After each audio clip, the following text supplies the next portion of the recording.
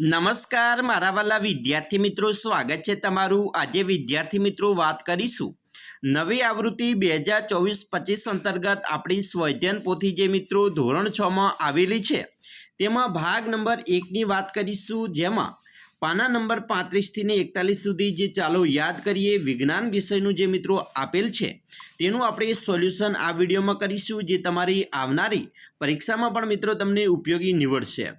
વિદ્યાર્થી મિત્રો, આપણે વિડીયોની શરૂઆત કરીએ તેના પહેલાં તમે ખાસ કરીને ચેનલમાં નવા છો તો વિદ્યાર્થી મિત્રો ચેનલને અવશ્ય સબસ્ક્રાઇબ કરી વિડીયોને લાઇક અને શેર કરવાનું પણ ન ભૂલતા। તો વિદ્યાર્થી મિત્રો, ચાલો યાદ કરીએની અંદર આપણે વાત કરીએ તો ખાસ કરીને 28 થી કરી અને 34 સુધીના પાના નંબરનું જે મિત્રો સોલ્યુશન હતું તે જોઈ લીધેલ છે।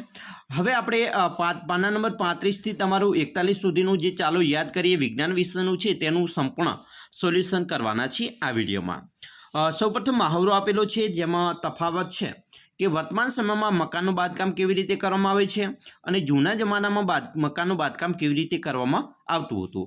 તો વર્તમાન સમયની વાત કરીએ તો સિમેન્ટ, સ્ટીલ, રેતી, ઈંટ, લોખંડ, ચૂનો, પથ્થર, બરાબર। તો આવી રીતે મિત્રો જે વર્તમાન સમયમાં મકાનનું બાંધકામ થતું હોય છે। જ્યારે જૂના જમાનાની વાત કરીએ તો લાકડા, પથ્થર, રેતી, છાણનું લીપણ, માટી, ચૂનો, ગુગળ જેવા વસ્તુનો ઉપયોગ કરી અને મકાનનું બાંધકામ કરવામાં આવતું હતું। બીજો પ્રશ્ન છે, નીચેના કોષ્ટકમાં પરંપરાગત ખેતી, આધુનિક ખેતી સંદર્ભમાં વિગતો લખવાની છે। પ્રક્રિયા મિત્રો છે ખેડ, તો ખેડની અંદર પરંપરાગત પદ્ધતિમાં બળદ અને હળ દ્વારા થતી હતી, જ્યારે આધુનિક મિત્રો અત્યારે જે ખેતી કરવાની પદ્ધતિ છે તેમાં ટ્રેક્ટર દ્વારા ખેડ કરવામાં આવે છે। એવી રીતે વાવણીની વાત કરીએ તો સાદી ઓરણીથી થતી હતી પરંપરાગત, જ્યારે આધુનિક અત્યારના સમયમાં ઓટોમેટિક ઓરણી દ્વારા વાવણી થાય છે। ખાતરની વાત કરીએ તો કુદરતી અને છાણિયું ખાતર પહેલાં વપરાતું હતું, જ્યારે અત્યારે આધુનિક સમયમાં કૃત્રિમ અને કુદરતી બંને ખાતરનો ઉપયોગ થાય છે। સિંચાઈ પદ્ધતિની વાત કરીએ તો પહેલાં ધોરિયા પદ્ધતિ દ્વારા મિત્રો ખેતી કરવામાં આવતી હતી, જ્યારે અત્યારે સિંચાઈ પદ્ધતિમાં ટપક અને ફુવારા પદ્ધતિનો ઉપયોગ કરવામાં આવે છે। બિયારણની વાત કરીએ તો પરંપરાગત પહેલાં દેશી બિયારણનો ઉપયોગ કરવામાં આવતો, જ્યારે આધુનિકમાં હાઇબ્રિડ બિયારણનો ઉપયોગ કરવામાં આવે છે। અનાજનો સંગ્રહની વાત કરીએ તો પહેલાં કોઠા, કોઠી કે ગોડાઉનમાં મિત્રો અનાજ સંગ્રહવામાં આવતું, જ્યારે અત્યારે આધુનિક સમયમાં મોટા મોટા ગોડાઉન અને કોલ્ડ સ્ટોરેજની અંદર અનાજનો સંગ્રહ કરવામાં આવે છે। હવે આગળ વાત કરીશું વિદ્યાર્થી મિત્રો, અહીંયા પ્રવૃત્તિ આપેલી છે જેની અંદર પાણીમાં મૂકવાની વસ્તુઓ, પ્રયોગ કરતાં પહેલાંનું અનુમાન અને પ્રયોગ કર્યા પછીનું અનુમાન તારવવાનું છે। જેમ કે પથ્થર છે તો પ્રયોગ કરતાં પહેલાં અનુમાન લગાવીએ તો ડૂબશે, અને હવે આપણે પ્રયોગ કરવાનો છે તો એ અવલોકન કરીએ તો એ ડૂબે જ છે। એવી રીતે લીંબુ છે, એ પ્રયોગ કરતાં પહેલાં આપણે અનુમાન લગાવીએ તો તે લીંબુ ડૂબશે પાણીમાં, તો પ્રયોગ પછીનું અનુમાન પણ ડૂબશે। ખીલી તો ડૂબશે આવશે બંનેમાં, લાકડું બંનેમાં તરશે, કાગળ તો બંનેમાં તરશે, પેન્સિલ તો આપણે અનુમાન લગાવ્યું કે ભાઈ લાકડું તરે છે તો પેન્સિલ પણ લાકડું ડૂબે છે તો પેન્સિલ પણ ડૂબશે કે તરશે, તો આપણને ખબર છે કે ભાઈ તરશે, પરંતુ આપણે અનુમાન એવું લગાવીએ કે ભાઈ ચાલો કોઈને એવું લાગે કે પેન્સિલ ડૂબી જાય છે તો આપણે ડૂબશે લખશું, પરંતુ અનુમાન પ્રયોગ કર્યા પછીનું જે અવલોકન થાય છે તે શું આવે છે? તરશે, બરાબર, પેન્સિલ પાણીમાં તરે છે। બીજું છે પ્રવૃત્તિ 2 છે, નીચેનું ચિત્ર જોવાનું છે અને તેના આધારે પ્રશ્નોના જવાબ લખવાના છે। મિત્રો અહીંયા તમે જોશો આ આપણો ગ્રહ પૃથ્વી છે અને આપણો ઉપગ્રહ ચંદ્ર છે। ચિત્ર 2 છે એ ચંદ્રનું છે। પહેલો પ્રશ્ન છે કે આપેલા બંને ચિત્રોમાં કઈ બાબત સરખી જોવા મળે છે? તો મિત્રો તમે જોશો આકારની દ્રષ્ટિએ બંને કેવા છે? સરખા છે। બીજું, આપેલા બંને ચિત્રો કઈ રીતે જુદા પડે છે? તો મિત્રો કદની દ્રષ્ટિએ બંને જુદા પડે છે। પૃથ્વી મોટી છે કદની દ્રષ્ટિએ, ચંદ્ર છે એ નાનો છે। આગળ વાત કરીશું, મહાવરો છે। પહેલું છે ફૂંકના ઉપયોગથી વસ્તુને ગરમ કરવી કે ઠંડી કરવી તેના વિશે યાદી બનાવવાની છે। તો ભાઈ શિયાળાના હાથ ગરમ કરવા, ઠંડા શરબતને ગરમ કરવું, આઈસ્ક્રીમને ઓગાળવું, બરફ ઓગાળવો વસ્તુને ગરમ કરવા માટે, જ્યારે વસ્તુને ઠંડી કરવા માટે ગરમ અને ચાને ઠંડી કરવી, ગરમ દૂધને ઠંડુ કરવું, ગરમ ખોરાકને ઠંડો કરવો, ગરમ પાણીને ઠંડુ કરવું। હવે આગળ જોઈશું, બીજો પ્રશ્ન છે કે એક પાત્રમાં પાણી ભરી વારાફરતી વસ્તુઓ મૂકવાની છે। જે વસ્તુ પાણીમાં તરે તેની સામે મિત્રો ગોળ રાઉન્ડ છે એમાં લીલો રંગ, અને બીજું છે જે વસ્તુ પાણીમાં ડૂબે તેની સામે જે ગોળ રાઉન્ડ છે એમાં લાલ રંગ પૂર્ણ કરવાનો છે. તો પ્લાસ્ટિકનો દડો છે એમાં મિત્રો આપણે અહીંયા લીલો રંગ પૂરીશું. કેમ કે વસ્તુ એ પાણીમાં તરશે.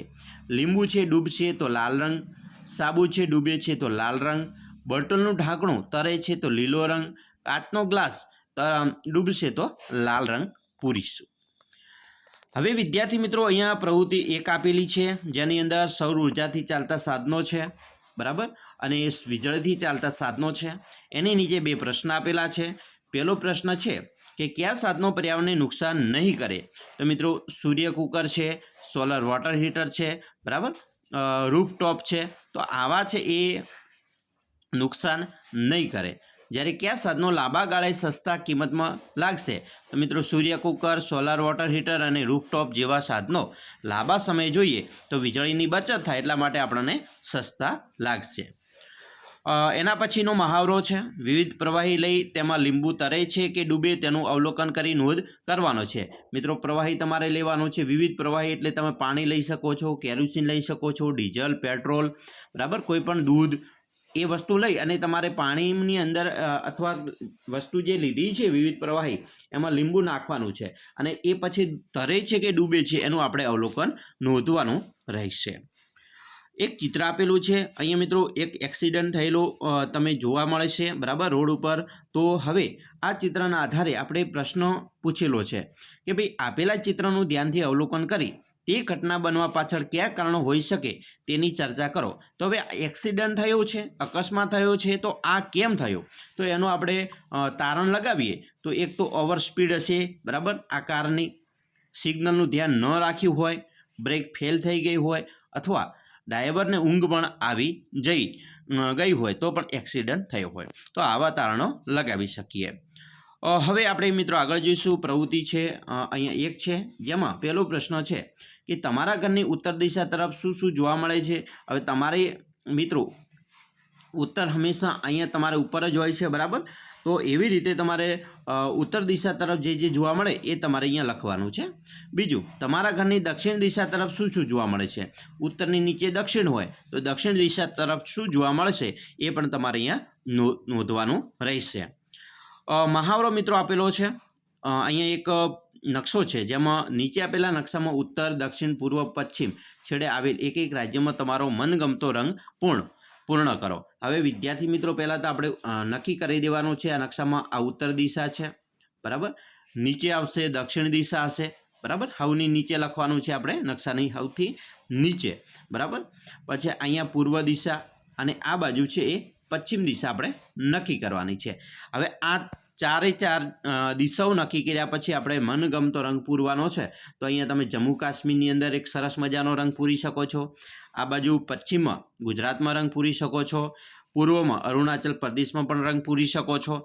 અને દક્ષિણની અંદર તમે તમિલનાડુ કે કેરળ ગમે તેમાંથી એકમાં રંગ પૂરી શકો છો. તો આ તમારે મનગમતામાં રંગ પૂર્ણ કરવાના છે. બીજો નકશો છે જેમાં તમારો જિલ્લો શોધવાનો છે, તેમાં જિલ્લાનું નામ લખવાનું છે, તેનાથી પૂર્વ, પશ્ચિમ, ઉત્તર અને દક્ષિણમાં શું આવેલું છે તે જણાવવાનું છે. મિત્રો અહીંયા ગુજરાતનો નકશો છે. હવે તમે કયા જિલ્લામાં છો એ તમારે અહીંયા નક્કી કરવાનું છે. અહીંયા 33 જિલ્લા તમને આપી દેવામાં આવેલા છે, બરાબર, એની બોર્ડર પણ આપી દેવામાં આવેલી છે. તો હવે આપણે નક્કી કરવાનું છે. ધારો કે આપણે મહેસાણા બનાસકાંઠાના છીએ તો બનાસકાંઠાની ઉતરે તો ભાઈ અહીંયા તો રાજસ્થાન આવેલું છે, બરાબર, જિલ્લો દર્શાવવાનો થતો નથી.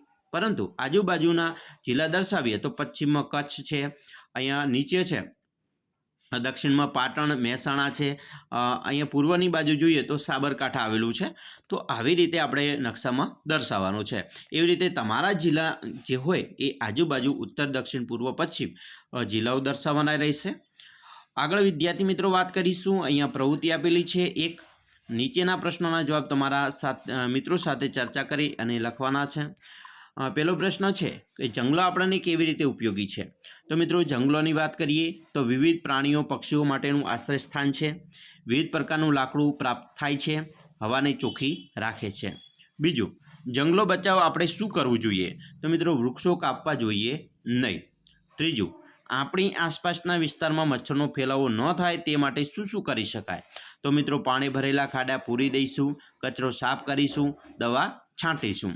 ચોથું, બજારમાંથી કોઈ ખાદ્ય સામગ્રી ખરીદતા પહેલાં તમે કઈ કઈ બાબતનું ધ્યાન રાખશો? તો મિત્રો આપણે એની ઉત્પાદનની તારીખ જોઈ લઈશું, પેકિંગનું વજન જોઈ લઈશું, એક્સપાયરી ડેટ જોઈ લઈશું અને એની કિંમત શું છે એ પણ ચેક કરી લઈશું. હવે એના પછીનો મહાવરો છે, નીચે ચિત્ર આપેલું છે એનું અવલોકન કરી તેના વિશે નોટબુકમાં તમારે લખવાનું છે. વિદ્યાર્થી મિત્રો, અહીંયા ગટર છે અને ગટરની અંદર જે સફાઈ માટે કામદાર ઉતરેલ છે, બરાબર, તો એના વિશે તમારે નોટબુકમાં લખવાનું છે. અહીંયા પણ કોઈક રોગચાળો અથવા પૂર આવ્યું હોય અને પૂર હોનારત મિત્રો ની અંદર જે શહેરની અંદર પાણી ભરાઈ ગયું છે અને પાણી ઓસરી ગયા પછી જે ગંદકી છે અને હવે ગંદકીને દૂર કરવા માટે જે પ્રયાસો થઈ રહ્યા છે તો એના વિશે આપણે નોટબુકમાં મિત્રો લખવાનું છે. બીજું છે, નીચે આપેલા કોષ્ટક મુજબની માહિતી આપવાની છે. અહીંયા મિત્રો જુદા જુદા પ્રકારના કચરો છે, પ્લાસ્ટિક કચરો, જૈવિક અને લોખંડનો કચરો. અલગ કરવા શું કરશો અને તેના પુનઃ ઉપયોગ કેવી રીતે કરશો? તો પહેલું છે પ્લાસ્ટિકનો કચરો, તો એને વીણીને અલગ કરીશું. જ્યારે પુનઃ ઉપયોગ માટે રિસાયકલ કરી ઉપયોગ કરીશું. જૈવિક કચરો ખાડામાં એકઠો કરીશું, ખાતર બનાવીને એનો ઉપયોગ કરીશું. લોખંડનો કચરો ચુંબકના ઉપયોગથી અલગ કરીશું, ભંગારમાં આપીને ફરીથી એનો ઉપયોગ કરીશું. નેક્સ્ટ પ્રશ્ન છે, વર્તમાનપત્રમાંથી સ્વચ્છતા વિશેના તમને ગમતા સમાચાર શોધીને તમારી નોટબુકમાં ચોંટાડવાના છે. વર્તમાનપત્રમાં સ્વચ્છતા વિશે મિત્રો ખાસ ઘણા બધા સમાચારો આવતા હોય છે. તમે વર્તમાનપત્ર પણ વાંચતા હશો.